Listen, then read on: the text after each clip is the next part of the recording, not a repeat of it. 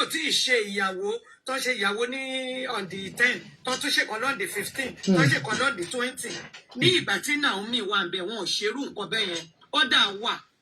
ẹ̀yin èèyàn mi mo kí yín sórí ìkànnì gbémi débẹ̀ ẹ wò mo ṣe gbé yín débẹ̀ lónìí lórí nǹkan tó ń ṣẹlẹ̀ láàfin Ọọ̀ni ẹ wò lórí gbogbo ìyàwó tí ọba wa kábíyèsí Ọọ̀ni ìrìnsà tí wọ́n fẹ́ látọ̀ lórí Naomi láti gbogbo lórí tí kábíyèsí ń fẹ́ ẹ wò ọ̀rọ̀ pọ̀ lórí àṣírí tú gbogbo bí nǹkan táwọn ìyàwó ẹ̀ ṣe ní ààfin gbogbo ẹ̀ láṣírí ẹ̀ tú ẹ wò ẹ wọ́n kẹ́kẹ́ fìdílé kẹjẹ́ kí n sáré gbé yín débẹ̀ ẹ jọ̀ọ́ má gbàgbé láti subscribe sórí gbémi débẹ̀ ẹ dẹ̀ má gbàgbé láti tan ọgbọ́n tí nìyẹn má ti padà drop another one tó máa jẹ́ part 2 story yẹn ó gùn gan ẹ̀yin gan ò ní lè dúró wò tán ẹ wọ́n kẹ́kẹ́ fìdílé kẹ́ wo fídíò yìí ẹ má gbàgbé láti kọ́mẹ́ǹtì ẹ dẹ̀ má gbàgbé láti subscribe. kí ló dé tó yẹ pé ẹ ń pe olórí Naomi everywhere tí ẹ bá ti ń ṣe nǹkan ẹ máa ní ẹ̀yin náà lẹ di èèyàn báyìí olórí kan ti fi í sílẹ̀ ó kò gbẹ́rù ó lọ ni.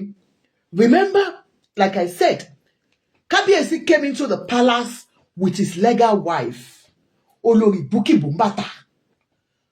He came into the palace with his legal wife. So, she left. She left. And then, brought Zainab Wuraola.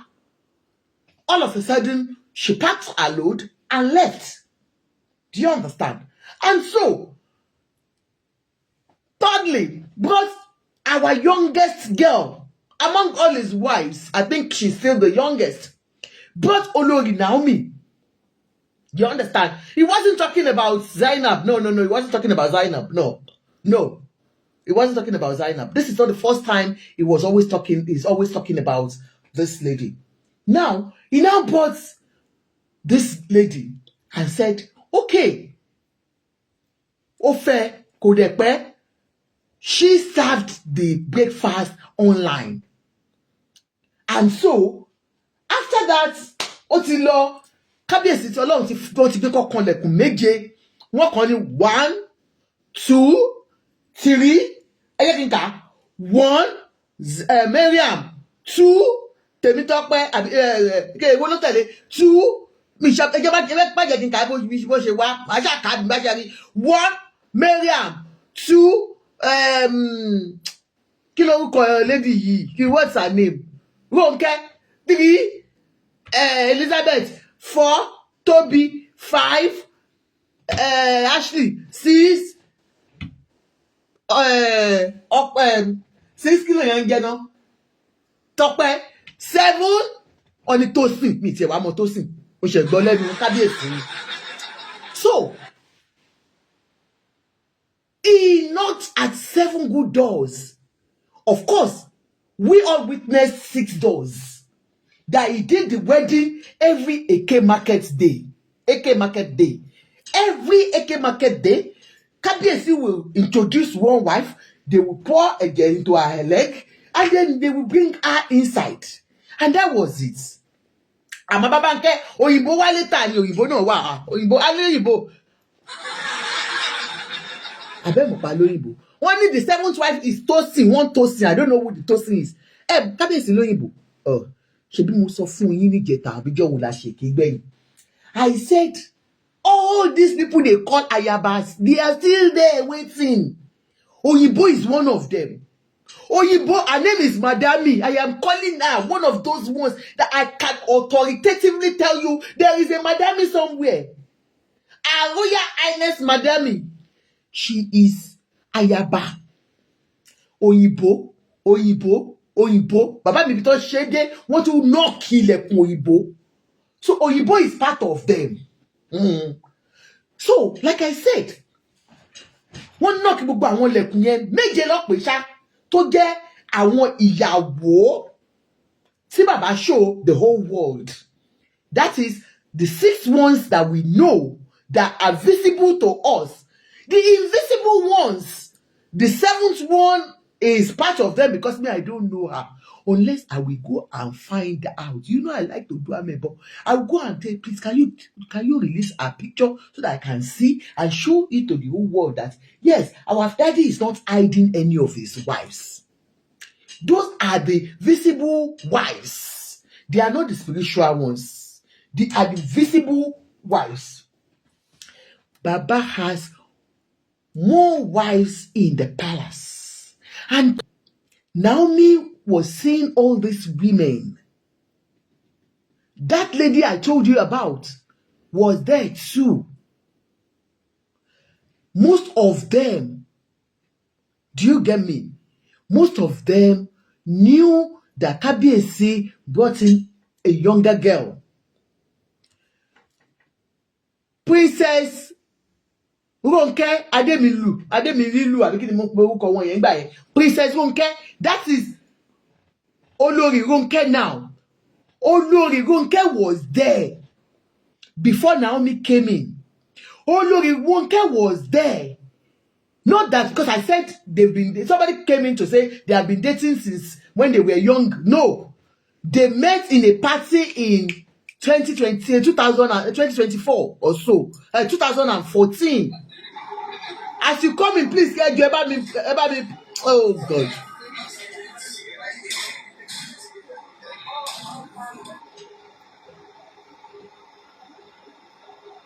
If you are coming in, please, can you mute? Mute. If you want to come in, you can mute, please. Mo follow Benny. If you come in, please mute me. Mo bi se ma se kini ni. Mi ti fẹ́ gbé yan kankan wọlé. Sister Joka. Ma? That's gbogbo nǹkan tẹ́ ẹ sọ yìí pé somebody is there, this one has been there, whatever has been there. Kò marry one now. Òun náà ni mo. Why did it have to be Naomi? What choose? Òun ni mo ń bá yín sọ, ẹ jẹ́ ká máa sọ̀rọ̀ lọ. Èké bidun like me. Mute. Mo kàn ṣàlàyé wípé Naomi came in and she became the wife. And then you start wondering, like this woman has wondered now. Wonder. Why did you understand? Why did Kabiyesi decide to marry Naomi when he had fleet of women around him?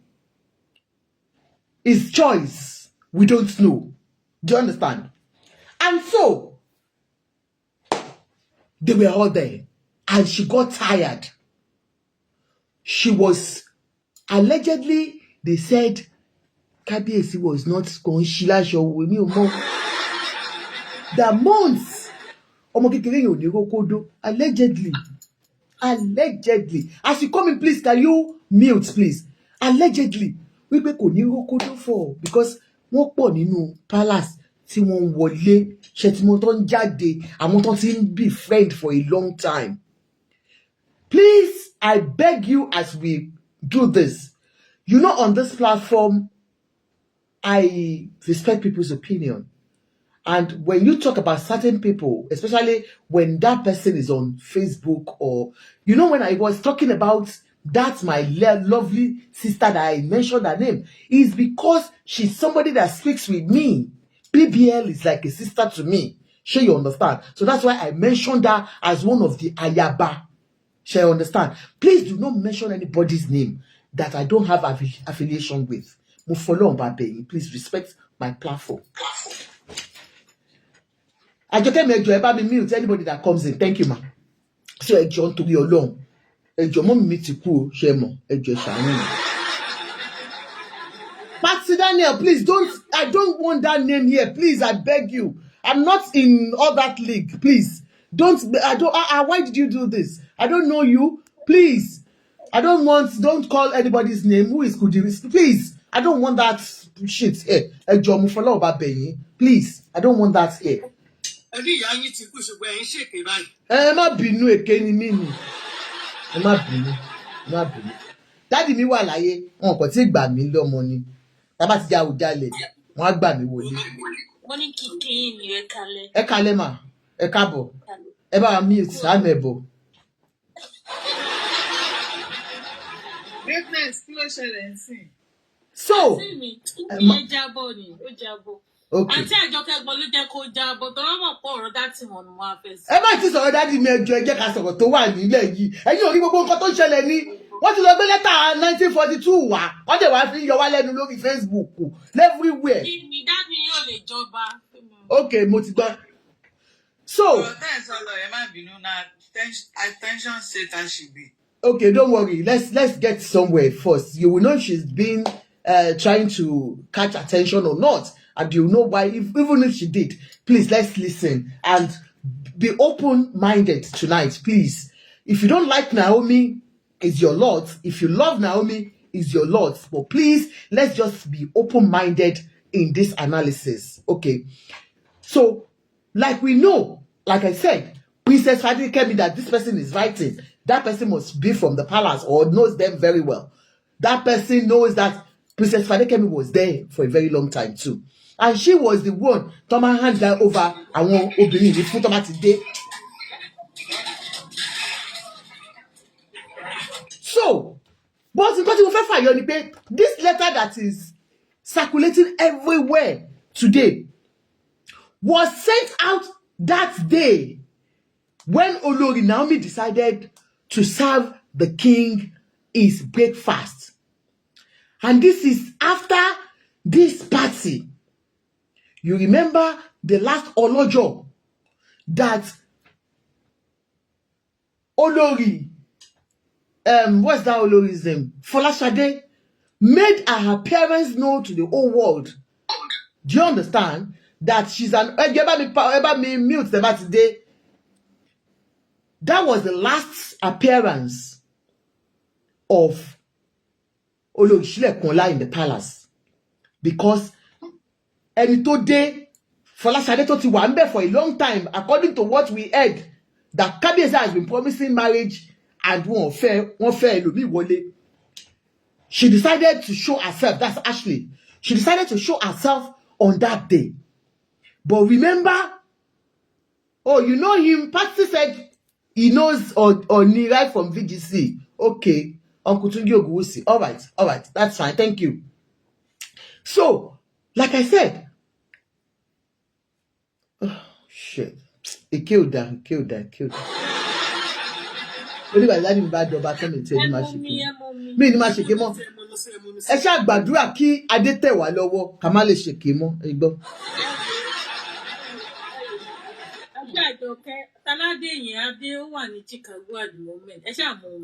Okay, ẹ káàbọ̀, ẹ ṣé. Àǹtí Àjọkẹ́ lórí ọ̀rọ̀ ọlọ́rọ̀. Ẹ jọ̀ọ́, ẹ ní sùúrù, ẹ jọ̀ọ́. So this was her last appearance in the palace. The day she was happy. That was when Kabiyesi was having his birthday. Olori Naomi ní ọjọ́ yẹn ló kọrin fún wọn wípé olóṣàdúrà pé olórí á máa pọ̀ láàfin. And then I remember Kabiyesi giving his speech and was saying that day wípé tó bá ní èèyàn ní ọgbọ́n orí wípé Olori Naomi is blessed. Ṣó ti yé yín? Wọ́n ní Olori Naomi is blessed wípé ó máa ń ṣe bí àgbàlagbà. Kabiyesi sọ̀rọ̀ ní ọjọ́ náà. Màá fẹ́ kẹ́ gbọ́ from him tó bá yá. Wọ́n ti sọ̀rọ̀. Wọ́n yìí appreciate ìyàwó wọn. Wọ́n wojú ẹ̀. Nígbà tí Ìyálájé ń kọrin. Remember, Ìyálájé has been there as Ìyálájé. I don't know. People are saying something. But I don't know. I cannot say what I don't know. We can see people are showing me Olori, Prophetess Olori. Okay. Yeah, Kabiyesi. Ẹ sọ̀rọ̀. Ó ń kọrin, inú ẹ̀ ń dùn. That was the day. Do you get me?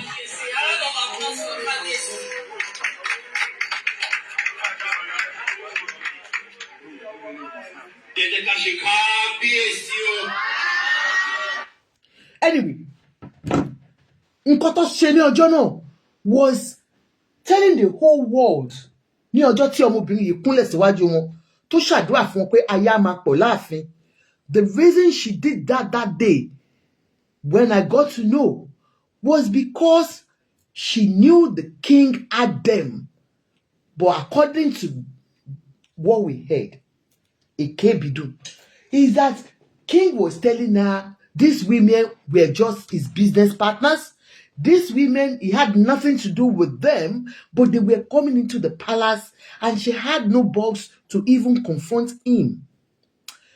Peradventure, if Kabiyesi had called her, wait, look, you are not going to be the only wife. Anik, you got it. Do you understand? You got it. Thank you so much, Adiski. Kani Kabiyesi pe Joko, cause of look, ìyàwó mi ni wọ́n mo fẹ́ fẹ́ wọn ni.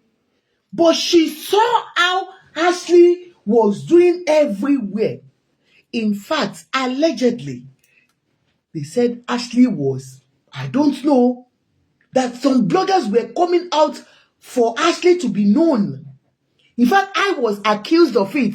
If you can remember, and you follow me on Facebook. Wọ́n ní Ashley ń sanwó fún mi ni. I didn't know Ashley. God sees my heart. I just love her that time because she felt like you cannot keep me and be deceiving the whole world, be deceiving your wife that you have at home. Because just like the way Madame is shouting everywhere now, you can see, go and see Instagram. She's granting interview to let people know that she's Ooni's wife. Meanwhile, Ooni has not told the whole world that she's a wife. Oh, do you understand? But that time, exactly what she did, she came out, she was bold enough that look, le ma fi mi pa momo. And then Naomi now felt like, Baba yóò sòótọ́ fún mi. Ashley ló sọ fún gbogbo èèyàn kiri pé ìyàwó lòun. Mo bá òun bí ni. Do you understand? Mo bá òun bí ni. Èmi kẹ̀rí ló ń gbé kiri. Her life was even in danger, allegedly. Do you understand? So she felt like, no, this is enough. Ẹ̀mí mi ò gbé. Ìyá 60 plus wà ńbẹ̀. Ìyá 40 plus wà ńbẹ̀. Ìyá 40 plus oríṣiríṣi àwọn ọ̀pọ̀ ńbẹ̀. And Kabiyesi was promising everybody, allegedly, marriage. Like I said, that person's name I mentioned. We posted, I blocked her. I blocked BBL, if you remember. Because I saw her with the king in the aircraft. Private jets, Tongbe Kakiri. She was with him. So she was apparently living in the palace just like every one of them. They all had their challenges. So BBL was there as a wife to be. In fact, that was when we got that voice note.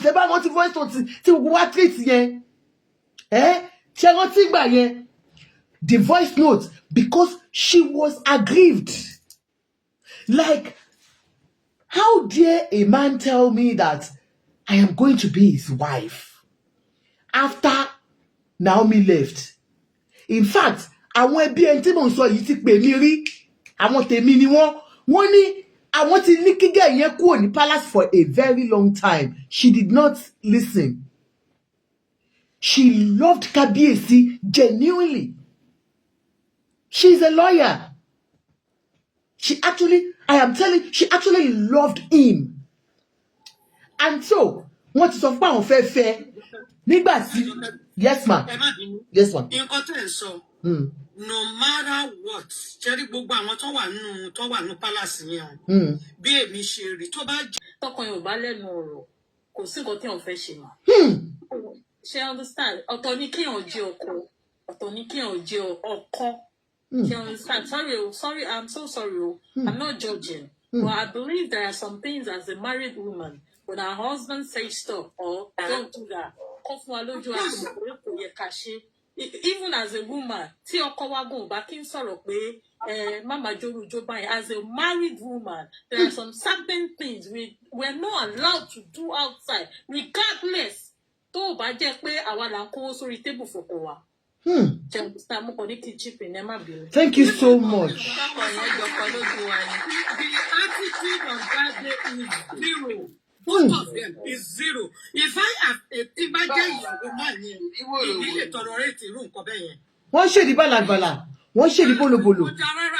Àwọn méjèèjì náà jọ ń ṣe o. Àwọn méjèèjì náà jọ ń ṣe. Tani and Tani. Yálàjé. Yeah. They spread the video now. Kí ló dé tẹ́ ìjẹ́rìí video? No, really, ti Olúborí, sincerely, I saw Olúborí's own. Táwọn èèyàn tó cut tí mo rí kiri. Nígbà tí wọ́n mú Kábíyèsí tó ń tap Kábíyèsí. And sincerely, Kabiyesi wa Ooni Richard. Tẹ́ bá gbọ́ tí gbogbo àwọn èèyàn ń sọ̀rọ̀ yín ní alẹ́ yìí. Ire lọ́pọ̀ yín sí o, àpè yín síbi. Kabiyesi tó ń react pàápàá. Kabiyesi gan react. Ṣé kìíní ẹjọ́ jẹ́ sáré chipping ẹjọ́. Ẹ kọ́ sọ̀rọ̀ tán. You want to get money and ṣe màmá yẹn tẹ́ bá lọ wò ẹ́ rí pé wọ́n ò lè react dáadáa pé kí ló ṣe yín náà? Inú kámẹ́rà lẹ́wà nù. He was trying to caution them that like wow. He's trying to caution them bí mo pé ẹ wà á dá fún yín dẹ̀rẹ̀ ẹ wo orú nǹkan bẹ́ẹ̀ yẹn kẹ wá wò yí pé kírú Naomi kó wà bẹ́ẹ̀ ṣe ní gbogbo ìyàwó tí ò ní fẹ́. Naomi is the best. Mariam tẹ́ ń sọ according to tọ́sọ tèmi gbọ́ o oní Mariam ti marry tẹ́lẹ̀ o. Kò má rìrì èmi fún yín authoritatively kò má rìrì. Kò dẹ̀ bímọ rí. Kò bímọ rí. And that means she's old. She's not old. She's only 40 plus.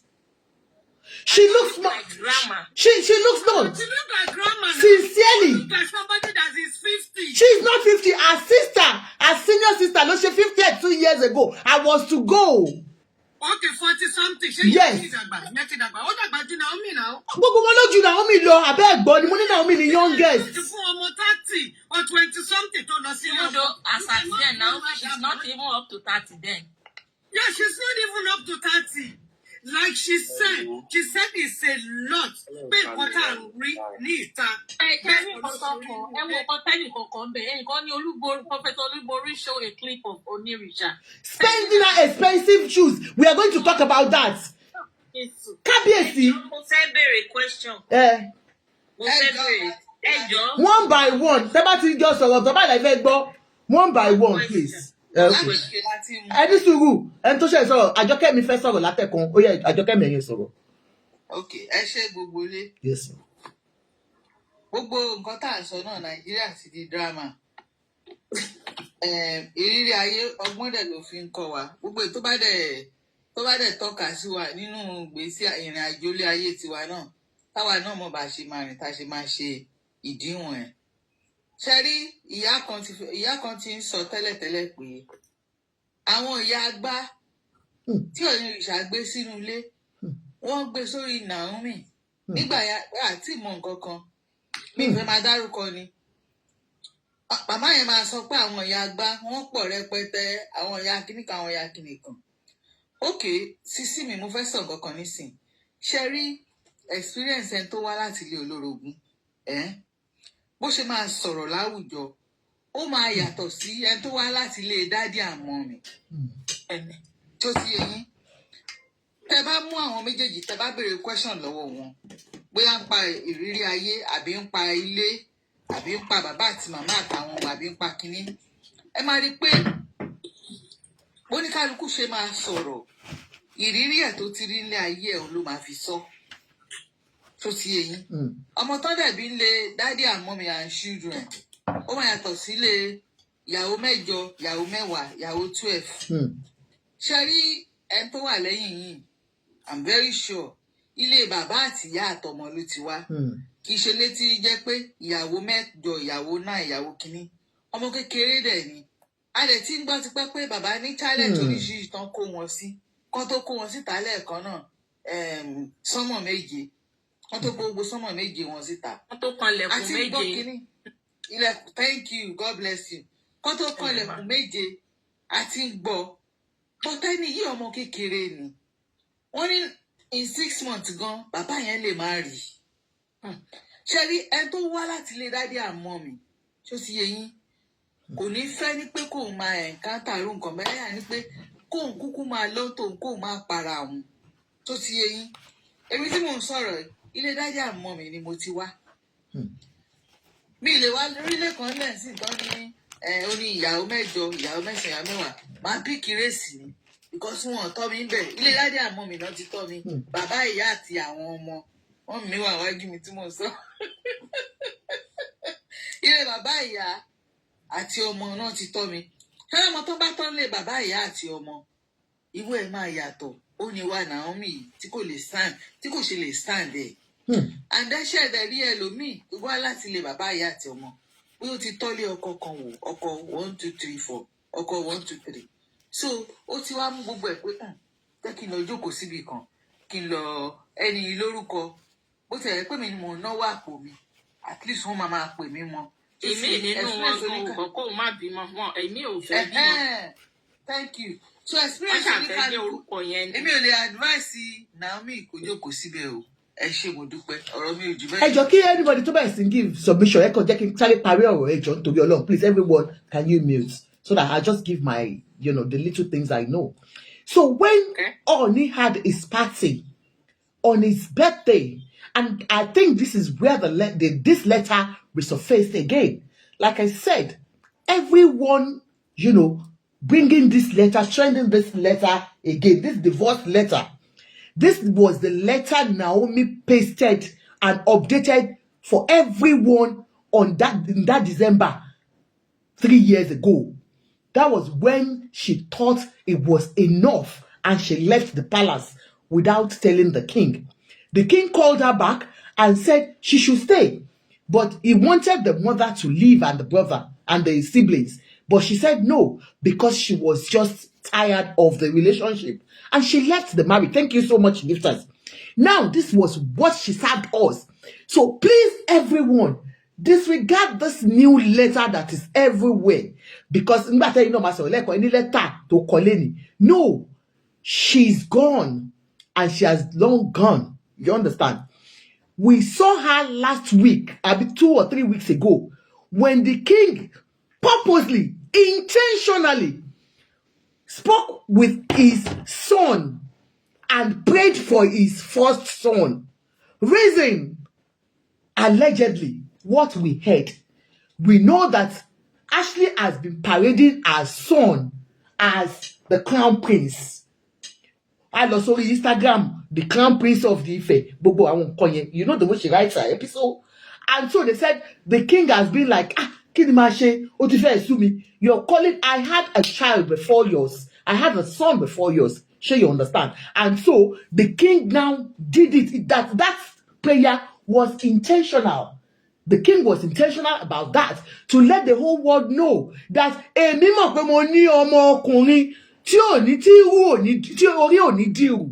that was what he did. And I say, let us all clap for the king for doing that. Because in fact, the recent behavior portrayed the other time, do you understand, shows that Kabiyesi kò jẹ́ kí èèyàn sọ pé ẹnu ọba ò káwọn ìyàwó ẹ̀ bọ̀bọ́ ṣe ń wò ó nìyẹn bí ìgbà tó jẹ́ pé ẹnu yín ò ká wọn. Bọ́sẹ̀dé ẹ pẹ̀lẹ́ bó ṣe rí nìyẹn bí ìgbà tó jẹ́ pé èèyàn but ṣẹ́mọ̀ Kábíyèsí ni yín ó ti yé yín sà. So I will not say anything like that. But sir, ẹ bá wa túbẹ̀ yẹn ṣe. We saw today ni mo ṣe rí yẹn. Olórí Tèmítọ́pẹ́ ẹ jọ̀ọ́ ẹ bá wa mi mute now. Olórí Tèmítọ́pẹ́, maybe because you knew how you came into the palace, and every one of you, mi ò believe kó jẹ́ kí gbogbo yín sì kẹ́ máa jà lórí Kábíyèsí mọ́. Kábíyèsí's thing is like àgbàlagbà ni wọ́n, àgbàlagbà tó dẹ̀ ní obìnrin púpọ̀ ni wọ́n, and you all know the truth. And he's not hiding it from you people because you see all this ayaba still coming around. What was the display, the behavior you displayed on that day? Ẹ̀yin tèmi, video yẹn wà níbí báyìí. Tí Olórí Tèmítọ́pẹ́, tí Olórí Tóbi, ó fẹ́ lọ bá Kábíyèsí gbogbo wọn ti fẹ́ dúró, wọ́n fẹ́ ya photo. Ó dẹ̀ mú ojú, ó dẹ̀ fi mú ìyàwó ọkọ ẹ̀, ìyálé ló jẹ́ fún ẹ o. Ó dẹ̀ mú báyìí, ó dẹ̀ mú láti ilẹ̀, ó mú dókè. That it was so glaring to the world. Those are the behaviors we are talking about. For some of you that you are saying, what behavior are they portraying? These are behaviors. Kabiyesi ò kì í ṣe oníyàwó kan. Olórí Tèmítọ́pẹ́ ilé ọkọ kan lẹ́yìn náà ti ń bọ̀.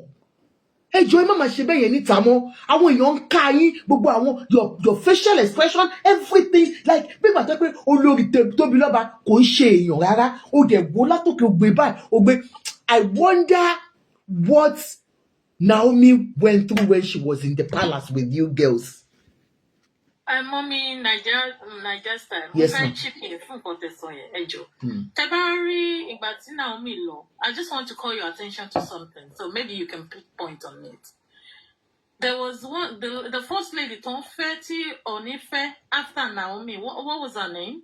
Ṣé rántí wọn? Yeah, Wura. No, Wura came before Naomi. No, the first lady, Miriam. She's not there. She's not in the picture at the moment. Yeah, because she's somewhere. I don't know what happened. However, pregnant. You have said I it didn't want to say that. I didn't know how true that was. Anyway, she's pregnant. She's coming out with a baby. My point was, Marian Stan. If you look at her, she's a very quiet person, and she's born to be a leader, regardless. But now that Miriam is not in the picture, the lady that you just mentioned now, she wants to take over, which is not possible. If you don't have the character or attribute for something, you can't fit in that shoe. Thank you very much. Sincerely, we know. I said it that day. Money láti gbà tí Mariam ẹjọ́ ẹ má bínú ẹyẹ because I parí ẹ. I will just round up and then everybody will have a say. Please, ẹjọ́. I know that since Mariam left the palace for good, for now, to go and bring our good news, gbogbo yín ti ń ṣe bákan. And sincerely, Olori Mariam, wherever you are, please don't let them put you into this trash that they are doing. Yeah, I know they are calling you, okay, saying certain things to you. Mariam, please, you are a calm lady. You're very, very educated, and you are from a good home. Yeah, I know all of you. I know your siblings. Please, don't get involved at all with what is going on in the palace at the moment until the king can do the right thing. Okay? Among his wives and his ayabas, he should know how to handle everyone. When Mariam was to come in, did Mariam know that they were coming all these wives were coming? No. She thought she was the only one coming. I am just telling you guys. She thought she was the only one.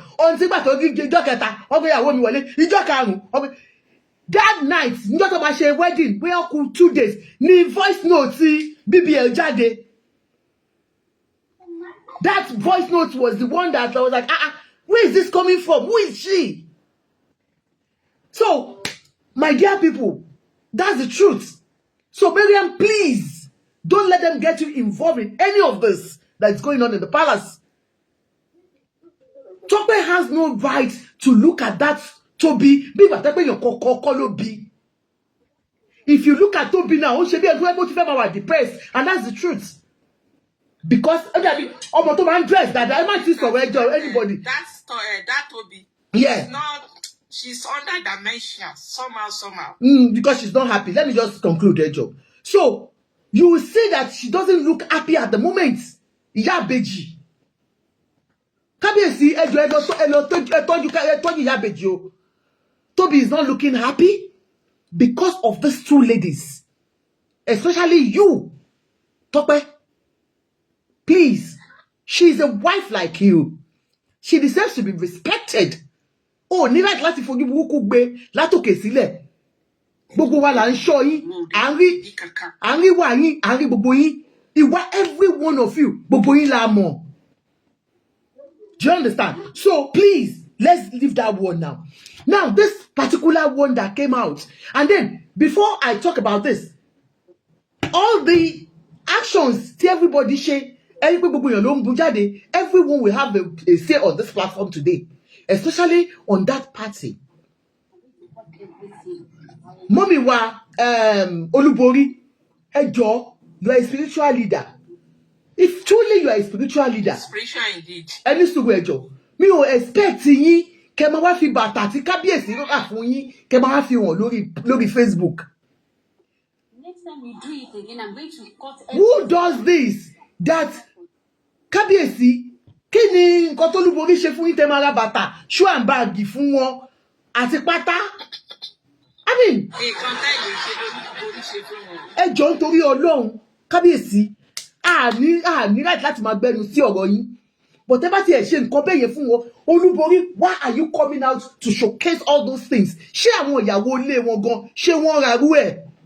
ṣé Kábíyèsí ra designer fún wọn tẹ́ gbé wá sórí Facebook tó ẹgbẹ́ fi ń ṣe pepper dem gang ni? I will drop you because I don't know. Please, I'll drop you. If you come up and you don't mute, I'll drop you. Me, mo bóyá ṣe pepper dem gang fún wọn ni. Don't do pepper dem gang. Why did you have to showcase the pants and bras online? Sorry, wọ́n ní kò ṣe pátá àti bra, wọ́n ní shoe and bag. Sure you understand? Kodama, ẹ jọ̀ọ́ mọ́ mi wá. You are a spiritual mother. As a spiritual mother, keep being a mother. Ẹ jọ̀ọ́. Now, àwọn ìyàwó yín àti apportion blame. Ẹ kó gbogbo wọn wọlé. Ẹ ní kí mọ́mì wa Fadékẹ́mi tí wọ́n yìí jẹ́ ìyáálé àgbà 60+. Ẹ ní kó bá wa kọ́ gbogbo wọn bó ṣe ń hùwà. Bó ṣe ń hùwà láti ayébáyé làwọn bàbá wa wọ́n máa ń jogún ìyàwó. Bí mọ́mì wa Fadékẹ́mi ṣe jẹ́ 60+ yẹn, àwọn ló yẹ kó máa kọ́ gbogbo wọn, kó máa kọ́ wọn ní gbogbo ìwà tá à ń wù. Dé gbogbo àwọn side chicken wọ́n á sọ àyè side chicken fún ibi tó lè dé ibi tí ò lè dé ní ààfin. Dádì wa ẹ bá wa ṣètò yẹn. Mo sure àwọn èèyàn máa bá yín sọ a lot of things. Olórí Ṣadé, bóyá Kábíyèsí ò kí ń fún yín lówó ni o. Like I told you, it seems, blessed child, I can't see you. I will bring everybody up, don't worry.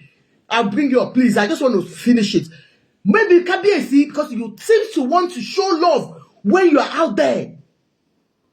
Maybe you are not getting enough, just what Naomi went through. That's why you are showing. But despite what Naomi went through as at that time, she was not doing all this. That shows that you people are not matured enough. Mommy wa ẹjọ́ ẹ bá wa kọ́ wọn. Wọ́n fẹ́ fún èèyàn lówó. Olórí Ṣadé Fọláṣadé, ibi tó bẹ dé, ó bẹ. Honestly, I know it's your home. People are saying, why would you teach them how to be? Because they are public figures. Are you deaf? Are you okay? People will talk about public figures. Ashley was struggling for money. Is age maturity. She's 60+, but doesn't make her have that wisdom. But that's the essence of having àgbàlagbà olórí nínú ilé mà. Do you understand, man? So, you were struggling to get money from your husband, the king. Odindi ọba ìlú, ó fún àwọn èèyàn lówó, ó dẹ̀ sáré dìde, ó ṣe bí hungry lion. Mọ́mì wa Fọláṣadé, àṣìlẹ̀ ẹ má bínú, ṣe mọ̀ pé ìyàwó bàbá ìyá ẹni ni, ẹ má bínú mà, mo kàn ń try láti sọ fún yín ni. Kò dá ìwà yẹn bí ìgbà tó yẹ pé elébi, ẹ̀ẹ́dẹ̀ kì í ṣe elébi ṣe bí lọ́nà lẹ ti wá. If truly you love this man, all of you, I am begging you, give him peace of mind. When Naomi was there, she actually gave him the peace of mind that he's looking for at this point. That man has very soft soul. Òun ni gbogbo àwọn mọ̀mísí yẹn, you understand? Àwọn mọ̀mísí, àwọn prayer warriors. Ni wọ́n ṣe ń káàkiri gbogbo nú palace tí wọ́n jẹ́ káwọn ìyàwó wọn kó gbádùn wọn. People were blaming àwọn ìyá àgbàlagbà kí ló ń gbé àwọn 3 sisters before. No, the 3 sisters are not even the issue. It's all this àgbàlagbà tí wọ́n jẹ́ pé ẹ̀ ń ṣe spiritual mother fún wọn. Ẹ̀yin gangan ni ẹjọ́ ẹ ṣe dáadáa. Ẹ jẹ́ kí bàbá yìí ẹnu ẹ̀ tẹ́tẹ́ bá tó bá fi kan ọba yìí lè ní. It's because ẹ̀yin gan tẹ̀sẹ̀ dé tó yẹ kẹ́ fi orí yín pamọ́. Báwo lẹ ṣe máa jà? Ẹ máa jà sí owó ó ṣe bí elébi. Kábíyèsí ẹ̀ sì fẹ́ mi náà lówó lójú gbogbo èèyàn. Olórí Ashley kò fọ́nì mọ́ o. Kò fọ́nì mọ́. I'm not saying you should not display your love. Maybe this is the only way you can display your love out there. Maybe the king is not giving you enough inside. But please do it with maturity. Do it with ease. I used to love you so much. Àwọn èèyàn kò sanwó fún mi ni. Mi ò mọ̀ ẹ́ rí, ò mọ̀ mi rí. I changed I won't confess lórí Facebook because I was changing her picture like because Black Beauty ó tún jáde tán má fi mí pamọ́ but please ó ti ń pọ̀ jù ó ti di olórí ipò ọba ló wà ó jẹ́ kó máa pàṣẹ kó dúró kó pàṣẹ ni kò ṣe pé kó pàṣẹ káwọn kan sọ pé àbí you dey crazy if I punch your head kò dá ẹ jọ gbogbo yín ẹ fúnra yín lọ́wọ́. So for this letter I will go read it again and reason I will tell you. Kabiyesi, mo sọ nǹkan fún yín, Kabiyesi bàbá mi. It seems you still love Naomi. Sincerely. Who that paid love Naomi? Ẹ̀yin nífẹ̀ẹ́ Naomi. Ní last 2 weeks, ṣé wọ́n gbé ọmọ yín wá bí 3 weeks ṣe ṣe àdúrà fún ọmọ yẹn. Mo rí bẹ́ ṣe ń pe Ṣílẹ̀kùn ọlá with love. Kabiyesi, ẹ ń pe Ṣílẹ̀kùn ọlá with tease. Ẹ ń pe Ṣílẹ̀kùn ọlá ara yín dẹ̀ ń dà. Mo rí bẹ́ ṣe ṣe mo ń ṣọ́ gbogbo movement yẹn. Kabiyesi, ọba wa, if you want her back, it is not by reminding the whole world every time. Do you understand? Because what you have done has brought this letter today. Guys, I know a lot of people said, some said Naomi paid bloggers to repost this. Some said it is Folashade and Ikeji and Tope that paid bloggers. I don't want to believe the two stories. No, I don't want to believe it is Naomi that paid bloggers to repost this today. And I don't want to believe Temi Tope or Ashley did. I want to believe that because of what the king did last 2-3 weeks ago, this made people started talking about Naomi. People started because on this platform, I remember when we did the program, people came about and said, please, let's be sincere. On different platforms, no,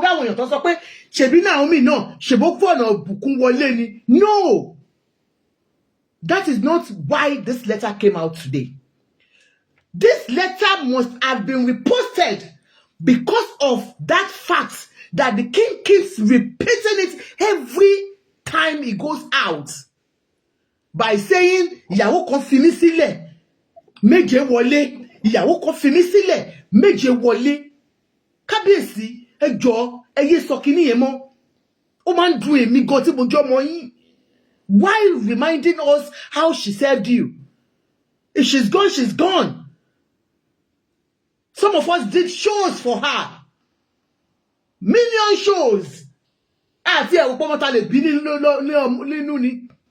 But you keep saying it, and now people are attacking her. You are exposing her to attack. If you don't know, the attack from your wife, because I won't feel threatened. When you feel threatened of a young girl that has left, they are still feeling threatened about Naomi's, anytime they see her around, it's like, she get you felt pada wọlé ni. Expose any sir. Most ọkùnrin, but she might expose wa se wu nìyẹn. But mo bẹ̀ yín daddy, ṣé o pa àgbàlagbà lẹ́yìn. Ọlọ́run á fún yín ní ọgbọ́n àti ìmọ̀. But sharing letter tó jáde yìí, it is because of that your action. She said, remember how she left you that time? She said, I am single and ready to mingle. Princess Naomi, people are saying. The letter was written about 4 years ago. Not a new letter. Please. It's old letter. Yes, it's the old letter, but people, and they reposted it because of the Yeah, you're right. She said, let's read the letter again, and then you see why people are, because of àwọn èèyàn tó wá ń jáde pé Naomi wá preach láàfin, Naomi ṣe báyìí, Naomi, she had to understand. She said, the beginning of a new dawn, close of a chapter. Former queen consults to the Ooni of Ife, Naomi Shilekola, announces head of union. Wọ́n ṣe bí bàtà kó ṣe ẹ̀kọ́ ni. No, kò ṣe ẹ̀kọ́. Naomi's divorce letter resurfaces And people will know that it is not new. This is an old letter. Agba letter ayọ̀, agba letter ayọ̀, agba letter ayọ̀, àwa ò ní fojú sunkún mọ́. Letter tí Naomi post ní ọjọ́ tá à ń sọ yìí. Ó ní, I bless the Lord Almighty for his faithfulness in the last 3 years of my marriage. Now, ẹ̀yin tẹ́ ń sọ pé new letter ni, and is she still married? It's just common sense. Tẹ́ bá fẹ́ post nǹkan báyẹn rò pé how many years ago? Ṣé ń gbé yín sókè ni? Ẹ̀yin tẹ́ fẹ́ ṣèké kan, I am kidding kan, I am coming. So she said, in the last 3 years of my marriage, she was only married to the king for 3 years. Do you understand? In life's journey, it isn't how far, still how well. Indeed, though Satan should buffet, a trial should come. I have this blessed assurance, controlling all situations and saying to me, it is well with my soul. Certainly, it is well. I made my journey into the ancient throne of Ife with faith in my heart and love for the keeper of it. Few impressions I would love to correct. Few impressions I would love to correct. If anyone knows otherwise, they are free to come up with facts. Let it be known that this decision to move on did not come because of His Majesty is marrying to another queen, as many would have loved to assume. Though our life as a couple, one, I was the only married wife to him. There were side attractions. But it was never an issue. Ó lóun rí gbogbo wọn bó ṣe ń wọlé tó ń jáde. Ó lóun rò lórí Ashley dáadáa. Ó lóun mọ̀ pé Rónkẹ́ wà ń bẹ̀. Ó ní but they were never the issue. And then ṣe mọ̀ pé woman tó ń gbé kiri pé tó Kábíyèsí sọ pé àwọn fẹ́ fẹ́ ìyàwó mi. No. It was said that her account was hacked. No, it wasn't hacked because she refused to bring it down. Okay. So she said, I never approached him with any revelation of any sort. For every one of you that have come onto my platform to say that you know Naomi well, she said, this is 3 years ago, and you people are still saying it. I think that is why this letter is coming up again, to remind you, platforms, to say that she went to give revelation to king that Ooni Ọlọ́run ní kó fẹ́, ọmọlọ́mọ ní kò rí, kò sí nǹkan tó jọ bẹ́ẹ̀. He contacted me first and made his proposal known several months later.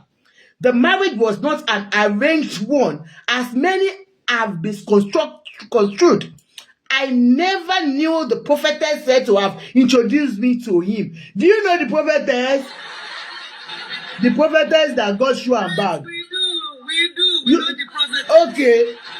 Wọ́n ti pé nígbà tí olórí Naomi máa ń ṣe otu pátákátá, don't play with Holy Ghost. Tó bá fọwọ́ sẹ́yìn tó yàn máa ṣubú yẹn. Olórí yìí ó máa ń lọ sí ṣọ́ọ̀ṣì wọ́n jọ máa ń ṣe. Of course. Ó ti yé yín. Mo tún fẹ́ call attention yín sí. Èké. Ẹ má bínú èké náà ni, because at the end of the day as a woman, we are all learning. Àní ṣe ṣègbè. Ṣé tó bá rí pé the same woman tá à ń sọ yìí, prophetess yìí, the same pattern tí ó lò pẹ̀lú Ilekun ọlá. The same pattern náà ló tún máa rí ọkọ nínú ayé Ashley. If Ashley did not take. Okay, so tún bá Ashley náà, Ashley náà ti ń gbà àwọn èèyàn tìlà. Ashley náà ti ń súnmọ́ náà díẹ̀díẹ̀. The same pattern yẹn náà ló tún máa ṣẹlẹ̀. Tí Ashley ò bá take care rẹ̀. Ọkọ náà súnmọ́ o. Ẹ kalẹ̀ mà, ẹ jẹ́ sáré sọ̀rọ̀ kí n tó fi platform yìí sílẹ̀ mà. Ẹ jẹ́ kí n bọ́ síta mo méjì stop. Ṣé rí nǹkan tí máa sọ ní wípé àtòrí Facebook mo ti ń wọ̀ṣì bọ̀. Bí ẹ̀dẹ̀ ṣe ń sọ̀rọ̀ ní ẹ̀mí Ọlọ́run ti bá mi sọ̀rọ̀ tipẹ́. Ẹ má bínú máa wọ̀, ẹ̀mí Ọlọ́run ti bá mi sọ̀rọ̀ tipẹ́ lórí ọ̀rọ̀ Naomi tí gbogbo yín sọ̀rọ̀ pé ó fi ọba pé kò yẹ kó lọ sínú ilé ọba. mo fẹ́ kí ẹ mọ̀ kan lálẹ́ pé mà ṣe rí Naomi tẹ̀ ń sọ pa yìí mà aya ọba ni láti inú oyún wa mà aya ọba ni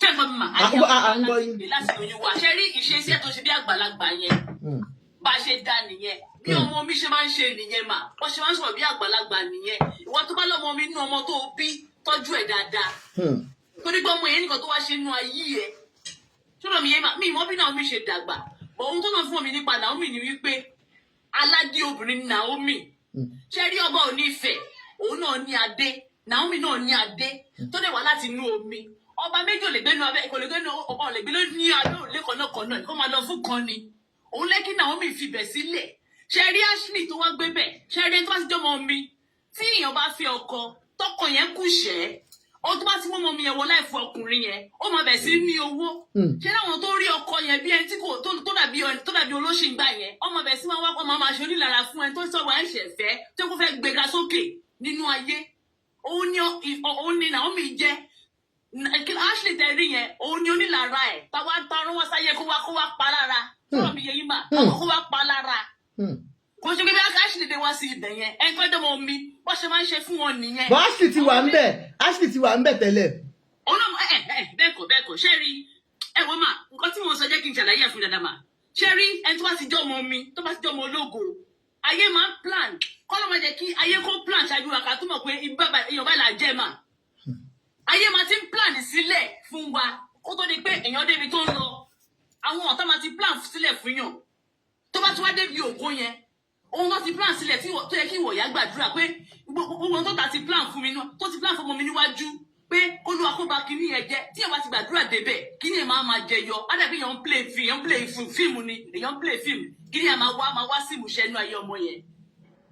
ok ẹ ṣe ẹ ṣe ẹyẹ kíkà parí ọ̀rọ̀ yìí ẹ má bínú ẹyẹ kálẹ ká ìtàn. Yeah, they said you're correct. Thank you very much. So she corrected the impression that we all have been having.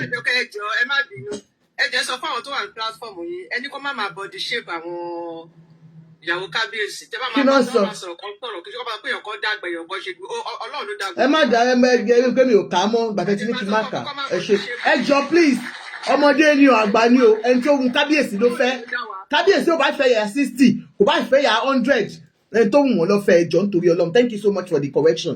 So she said in life journey it isn't how far but how well. Yeah, I have this blessed assurance. Yes, I've read that.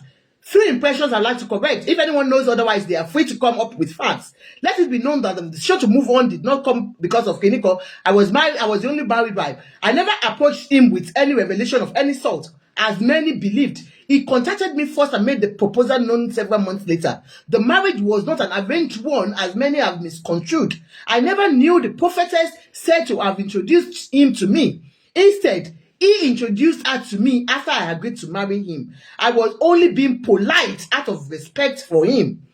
I have never been pregnant in my life before Tadenikawo, my son. My son is my first ever pregnancy with medical reports to back it up. The girl who is said to be my daughter is my niece. I did my best to endure and make it work. Like many of you in marriages, that you know that this marriage is not working, but you try as much as possible to make it work. She said, I tried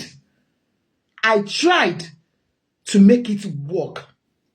Many times I smiled through the struggle, but I have finally realized I have just one assignment, my son. And when God said it is done, it is done. He chose Saul to be king. And when it was done, he told the prophet Samuel, I have moved on. Religion was never an issue between us. Please refer to my interview on News Central TV.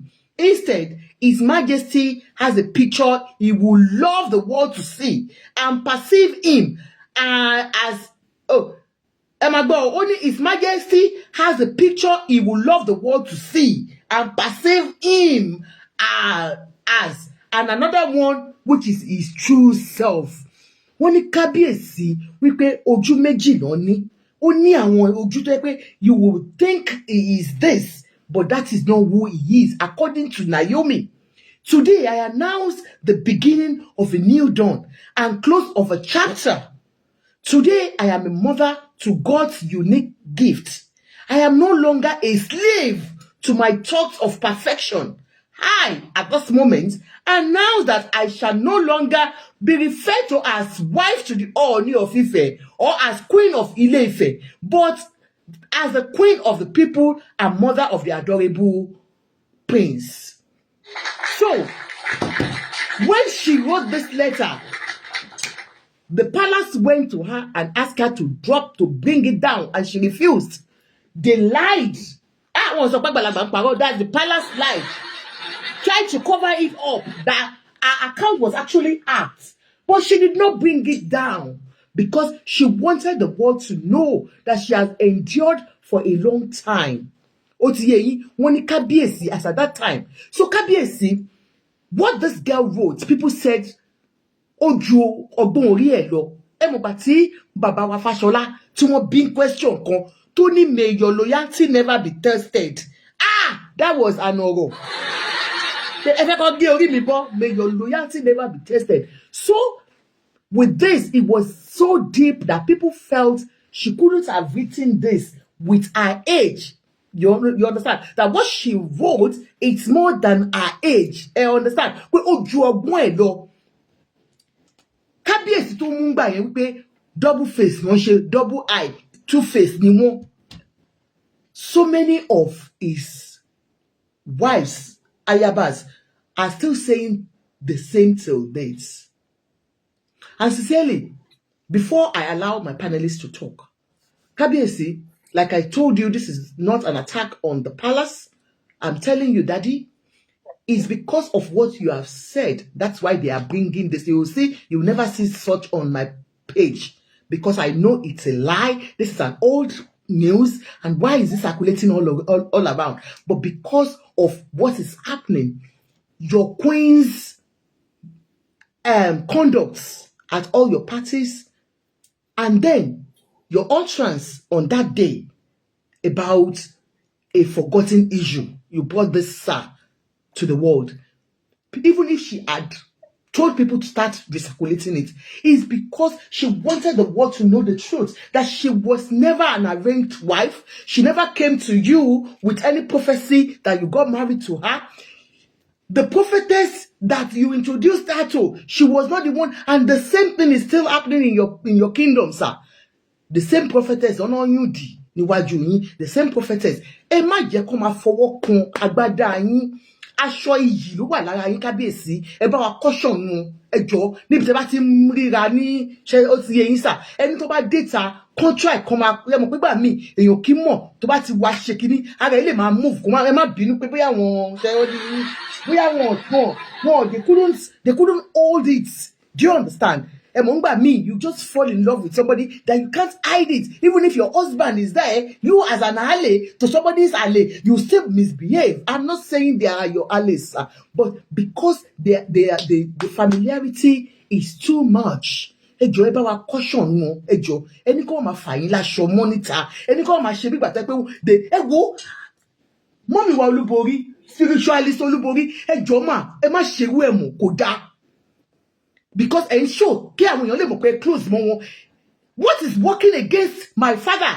K1 the ultimate today is the fact. One of the facts is the fact that he was speaking with the old president of Nigeria. Looking phone tó sọ pé olówó dòde kíní kan, because he wanted the world to know that it's close to president.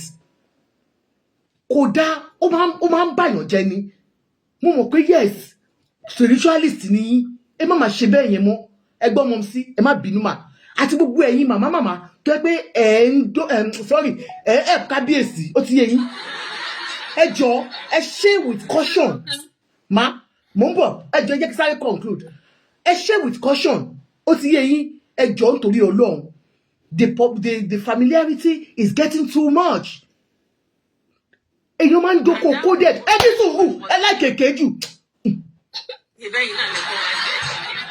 Èèyàn máa ń dókòó coded tẹ́ ẹ bá mọ̀ ṣe ẹ lọ bá Yínká TNT akọ gbogbo yín bó ṣe ń dókòó coded ẹ jọ̀ọ́ nítorí Ọlọ́run. I am begging every one of you, whichever one that is doing coded one, please That tool is too much. Kabiyesi, I love you so much. I am your daughter. Please, I beg you. Ẹ má ṣe bẹ́ẹ̀ yẹn mọ́. Ẹ jọ̀ọ́, ẹ jẹ́ kí àwọn people yìí kó mọ ipò wọn. Ẹ jọ̀ọ́ daddy. Àwọn ìyàwó yín àti sọ fún yín, ẹ bá caution wọn. Tó wọ́n ṣe wọ́n. Ẹ jọ̀ọ́, ẹ má mo ti gbàgbé pé àwọn àgbàlagbà gbé sọ. Come behave ara wọn. Àwọn ọmọ mi tó wà ń ta yẹn náà, káwọn náà jọ̀ọ́, come jọ̀ọ́ torí Ọlọ́run. Ẹ jọ̀ọ́. Tí ẹ bá rí pé wà tí ẹnu kun àwọn ẹ̀gbọ́n 1, ẹ̀gbọ́n 2, ẹ̀gbọ́n 3, àwọn àǹtí ọba, wọ́n bí ìvara wọn kò sẹ́ni tó ń porúkọ wọn mọ́. Nísìn àwọn tó ń porúkọ wọn ṣe ti understand. Ẹ jọ̀ọ́ torí Ọlọ́run. That's that for that. Thank you. Ó yá ẹjẹ fi nílẹ̀. One by one now. Ó yá bẹ̀rẹ̀ sí ń sọ̀rọ̀. One by one. Ó yá. Ẹ jẹ́ kí n sáré sísá àjọkẹ́ ẹ kú iṣẹ́ ẹ tẹ̀tí gbogbo náà lájọ ń gbèbòrò ń gbèbà náà. Ẹ jẹ́ kó gbèbòrò. So the letter is not even new.